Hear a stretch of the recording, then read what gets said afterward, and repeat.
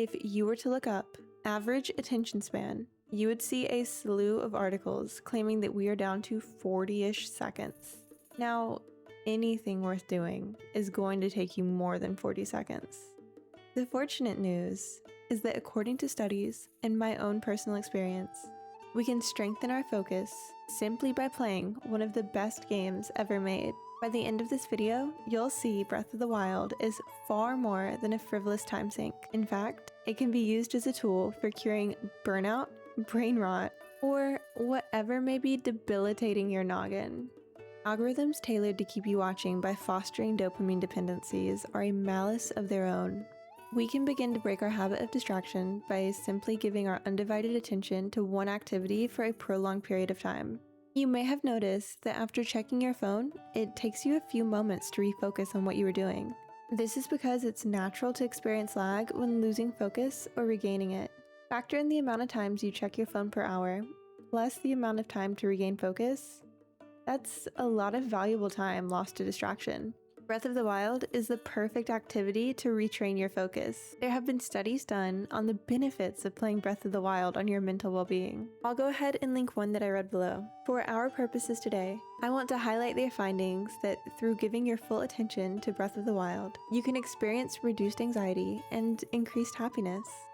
I feel like the need to constantly be placated by scrolling stemmed from just that, stress and unhappiness. In contrast to stress and unhappiness, Hyrule feels lush and at times calming. This world is not afraid to let you go a few minutes without stimulus. This allows you to go more than 40 seconds without a dopamine spike, and delays satisfaction until you've completed 4 shrines or found enough Koroks for a storage upgrade. The conservative approach to the music allows you to fully immerse yourself in exploration. When you spot an orange tower in the distance, you can easily spend the next 30 minutes fully focused on the journey to unlock a new region, and you're free to do just that. You're granted the freedom to do whatever you would like in any order. This alleviates the pressure of needing to accomplish what is next on the list and instead promotes healthy curiosity. So, if you want to spend the majority of your time foraging and enjoying the atmosphere, you absolutely can. This may sound odd.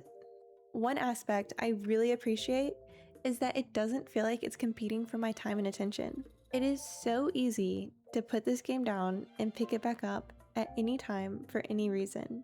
I recently tried a really cute MMO that I found, and when I went to log out, it stopped me with a window that said something along the lines of, "Leaving so soon?" Then it displayed a list of quests or something with a timer saying that it was expiring soon. I had forgotten that I had it open on my PC all day, so it had been open for almost 10 hours.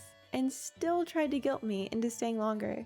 Breath of the Wild is exactly what it is. You are not going to feel pressured to complete a battle pass or get limited time rewards. This is true for practically any game that isn't live service though. Okay, so I would like to talk about the experience that led me to make this video.